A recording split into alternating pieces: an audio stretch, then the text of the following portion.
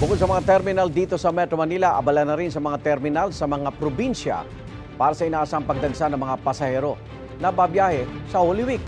Live mula sa Davao City, may unang balita si Argel Relator ng GMA Regional TV.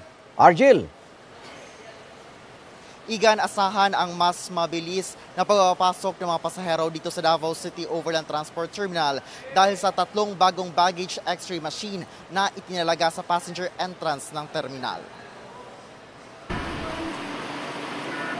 Dati, isa lang na baggage x-ray machine ang ginagamit sa pag-inspeksyon sa lahat ng bagahe ng mga pasaherong papasok sa Davao City Overland Transport Terminal.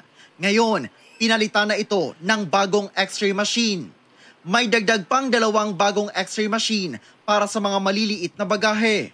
Malaking tulong daw ito, lalo na ngayong inaasahan ang dagsa ng mga pasahero sa Semana Santa, kung kailan humahaba ang linya papasok sa terminal dahil sa baggage inspection.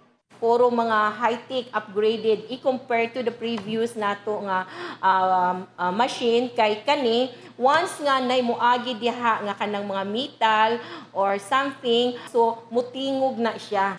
Bukod dyan, 2 walk-through scanner din ang itinalaga sa terminal. Diyan naman dadaan ang mga pasahero.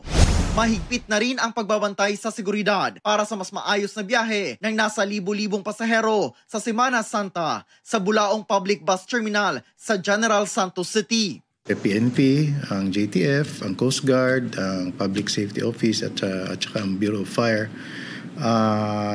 Regularly, every time na may mga ganito na pinapadala namin sila ng letter, provide extra personnel to provide security. Ayon sa pamunuan ng bus terminal, sa Miyerkules Santo, inaasahan ang pinakamaraming pasaherong uuwi. Noong nakaraang taon, umabot sa mahigit 10,000 pasahero ang dumaan sa terminal. Payo nila sa mga pasahero, hanggat kaya, iwasan na raw ang pagdala ng maraming bagahe. Usually sa mga checkpoints po, kung madami ang mga dala nyo, kay hassle siya magdala. Like sa pag-check ng mga bags, sa mga scanners po, mabigat kasi kung madami. If naman sila yung mga karga na ibutang sa running board sa mga buses, to ask for a written assurance na gikan sa atong mga bus companies nga na sila gamit dito para dili sila magkaroon og miscommunication sa bus company.